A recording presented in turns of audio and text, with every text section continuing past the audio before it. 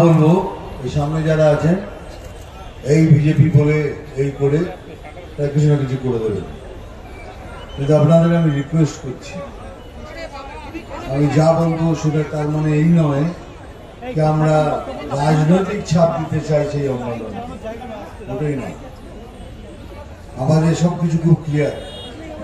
আমরা দুটো কারণের জন্য এই মঞ্চে রেখেছি। একটা, অন্য সব পলিটিক্যাল পার্টির মতো তারা নিজেরা নিজের মতো করে প্রতিবাদ করেছে, আমরা আমার মতো করে করছি।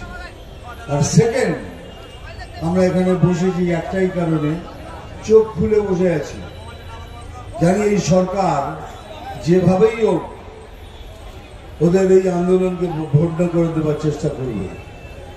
তারা তাদের এই স্টুডেন্টদের বদনাম করার চেষ্টা করবে, কোনোভাবে ম্যানিপুলেট করবে, কিছু না কিছু করে এই পুরো জিনিসটাকে ওরা গন্ডগোল করে দিতে চায়।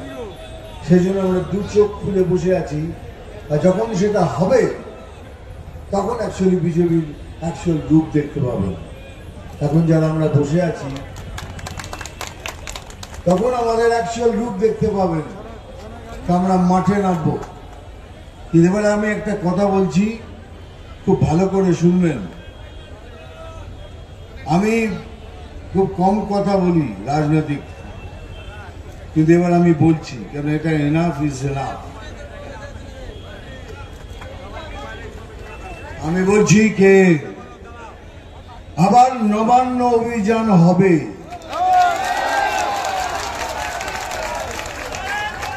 আর সেই অভিযানে আমি থাকব, কিন্তু এই অভিযান আমি খুব জোর করে বলছি, ওটা নিশ্চয়ই নবান্নতে পৌঁছবে। কিন্তু এই অভিযান ওই ব্রিজের কাছে গিয়ে থেমে যাবে না। এই অভিযান ওই নবান্নর 14 তলায় গিয়েই থামবে।